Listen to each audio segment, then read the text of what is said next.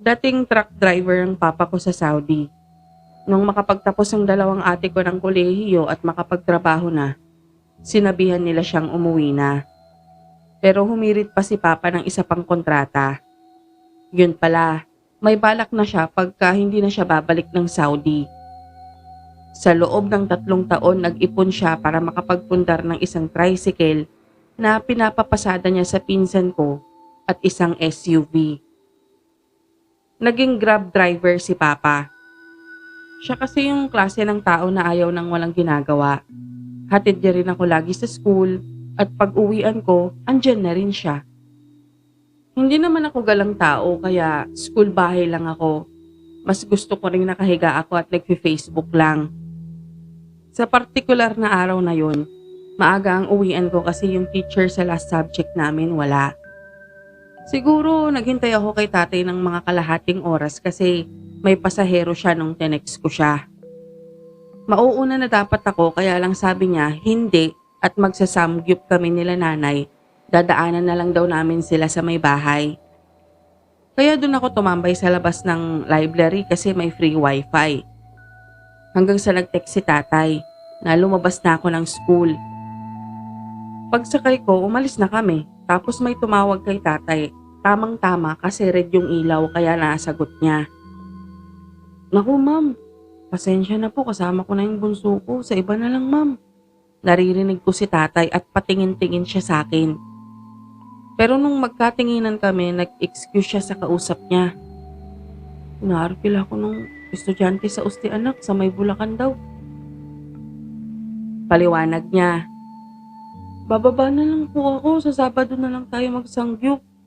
Sabi ko, ready na talaga akong bumaba nun pero hinawakan niya ako sa may braso.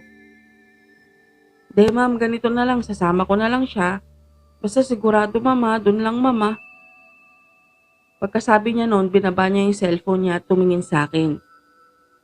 May na-hold up na naman sa bababaan mo, katirikan ng araw kaya ayoko. Maaga pa naman kaya makakasangyup pa tayo pagbalik. Para sabay na rin sa hapunan. So mula sa school ko, nagpunta kaming UST. Ang ganda ng babaeng sinundo namin. Naiinggit ako sa poreless na mukha. Sa likod siya umupo. Naka-shades siya tapos para siyang nilalamig. Tinulungan namin siya ni tatay sa mga dala niya.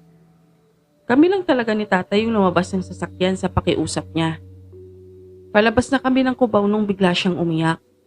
Nung tinigil ni tatay yung sasakyan, kasi nagulat talaga kami, bigla na lang siyang umiyak. Sabi niya, wag, gusto na kasi niyang makauwi. Kaso iyak talaga siya ng iyak eh. Kapapasok pa lang naming Bulacan nung may maraanan kaming sari-sari store. Tinabi doon ni tatay kahit nakikiusap na si ate girl na mag-drive lang siya. Bumaba si tatay para bumili ng tubig at biskwit. Ako naman, sa rearview mirror tinitignan yung babae. Kaya kita kong mugto na talaga ang mga mata niya at pulang-pula ang mukha. Tapos napatingin ako sa likod. Para kasing may silhouette ng tao sa pinakalikod.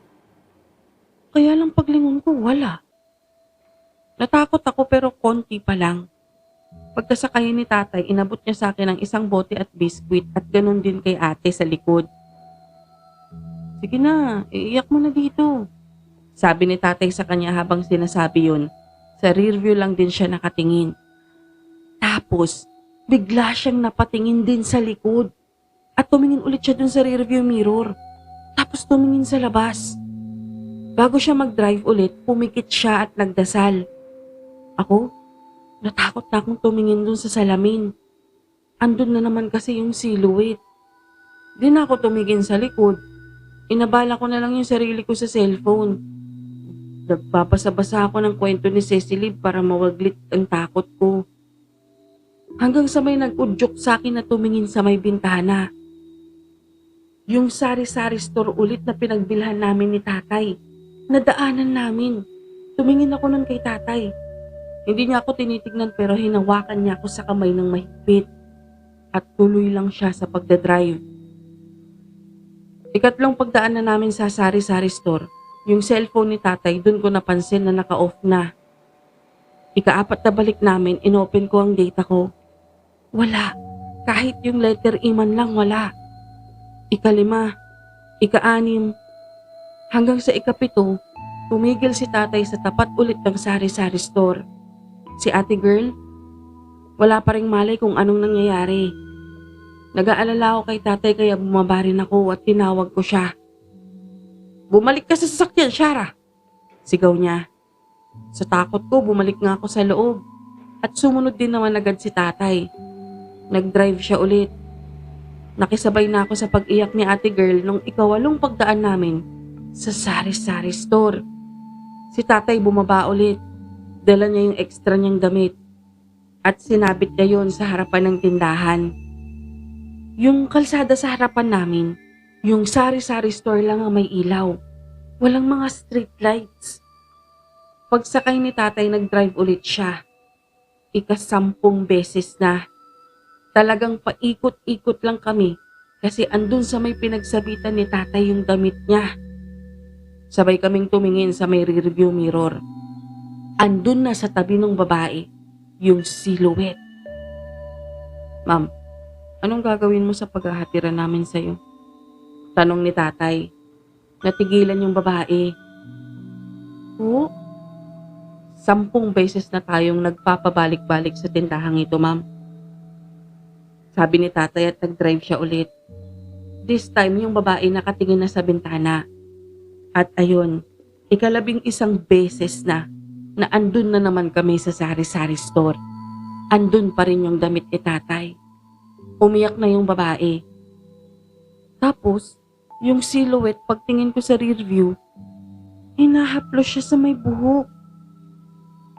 "Bakit anak? Anong problema?" Sa buong panahong pagiging grab driver ko, madalas na kitang maisakay. Lagi niyo na akong inaarkilang magkakaibigan. Hindi ka naman dating ganyan. "Bakit anak?" Habang sinasabi yun ni tatay, nakalingon siya kay ate. Tapos, lumingon siya bigla sa rear view. Humawak ako sa kamay niya eh. Yung silhouette kasi, hinahaplos yung tiyan ni ate girl. As in silhouette lang siya. Hugis tao. Pero kahit may ilaw, hindi makita yung physical features niya. "Dito ka sa gitna namin ng anak ko. Anak, halika dito." Aya ni tatay sa kanya. At pagkaupo niya sa gitna namin, dun na siya nagsalita. Sabi niya po, hiwalay sila ng asawa niya. Pero nung sinabi kong buntis ako, sinabi niya, hindi pwede. Ipalaglag ko raw po. Nagmura si tatay at niyakap siya. Nakaka-relate kami ni tatay kasi yung pinakapanganay kong ate, naanakan din ng may asawa, sundalo. Hindi niya sinabing may asawa siya kay ate. "Oh, ipalalaglag mo?" Tanong ni tatay at tumango lang siya ng tumango. Ako naman, hinaplos siya sa likod. Naalala ko ang ate ko eh. Pero at least si ate ko okay na ngayon. Ang cute-cute nga ng pamangkin ko eh. Dahil sinabi niya, "Bakit hindi mo ba mahal yung anak mo?" Patuloy na tanong ni tatay. "Magulang ko po magagalit, patitigilin po ko, baka palayasin ako." Sagot naman niya. Alam mo, na ganito din yung anak kong panganay. Niloko din siya. Yung kami ng asawa ko, nagalit din. Eh sino bang magulang ang matutuwa na mabubuntis ang anak mo, hindi pa niya kayang buhayin ang anak niya?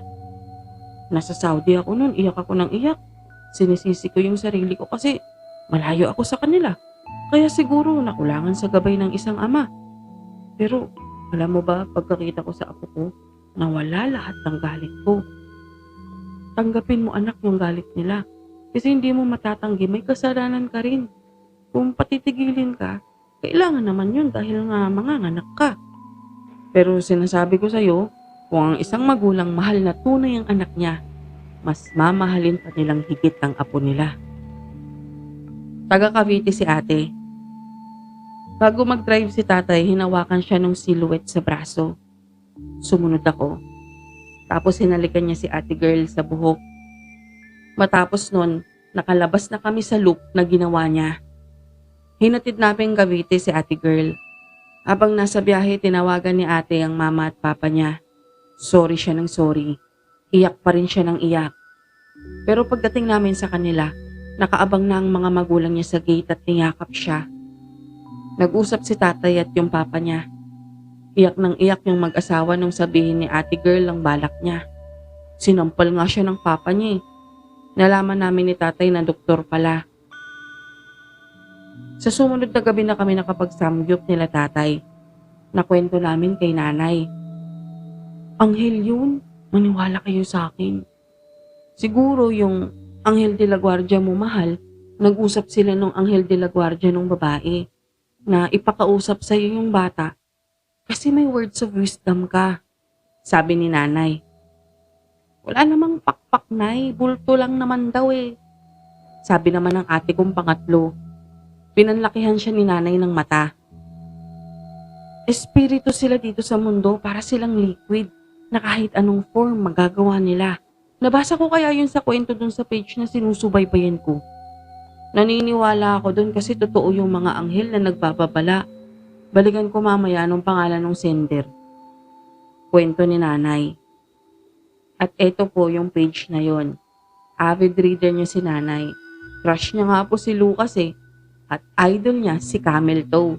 Kahit daw po bastos yung ibig sabihin ng Camel Toe.